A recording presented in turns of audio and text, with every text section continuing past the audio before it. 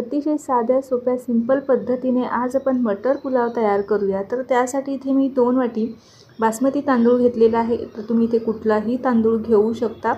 तर हा जो तांदूळ आहे आपल्याला 2 ते 3 पाण्याने स्वच्छ धुवून घ्यायचा आहे। त्यानंतर 20 ते 25 मिनिटं भिजत ठेवायचं आहे। यापेक्षा जास्त भिजू द्यायचा नाही, नाहीतर तांदळाचा तुकडा पडतो।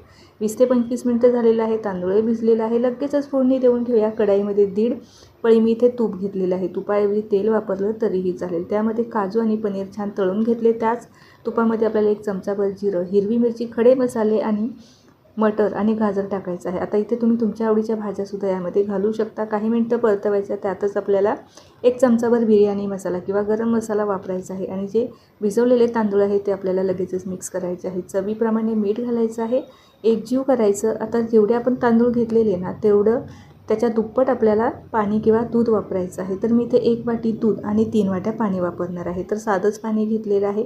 छान खळखळून उकळी काढली। त्यानंतर सिल्वर फॉईलने आपल्याला व्यवस्थित पॅक करायचं आणि 12 ते 15 मिनिटं मध्यम गॅसवरती हा पुलाव शिजू द्यायचा आहे। मध्ये मध्ये चेक करण्याची आवश्यकता नाही।